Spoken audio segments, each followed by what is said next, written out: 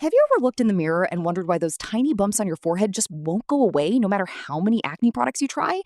What if I told you that what looks like acne might not actually be acne at all? A lot of people spend months, sometimes even years, treating their forehead breakouts with traditional acne products only to see little or no improvement. That's because many of those stubborn, itchy, uniform bumps may actually be something called fungal acne. Now, despite the name, fungal acne isn't really acne in the traditional sense. It's caused by an overgrowth of yeast that naturally lives on our skin. When conditions are just right, think sweat, heat, humidity, oily skin, or even wearing hats for long periods, that yeast can multiply and trigger clusters of small bumps, especially on the forehead. One of the biggest mistakes people make is attacking fungal acne with every acne product they can find. Ironically, some heavy creams and oily products can make the problem worse.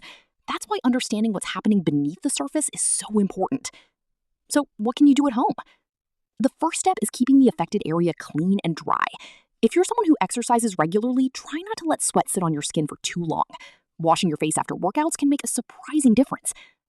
Another commonly recommended approach is using products that contain ingredients known to help reduce yeast overgrowth.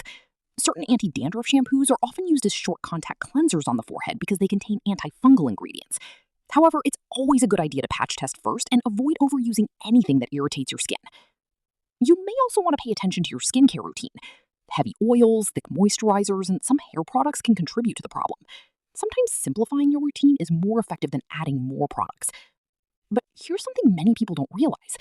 Fungal acne doesn't disappear overnight. Even when you're doing everything right, your skin needs time to recover. Patience is part of the process.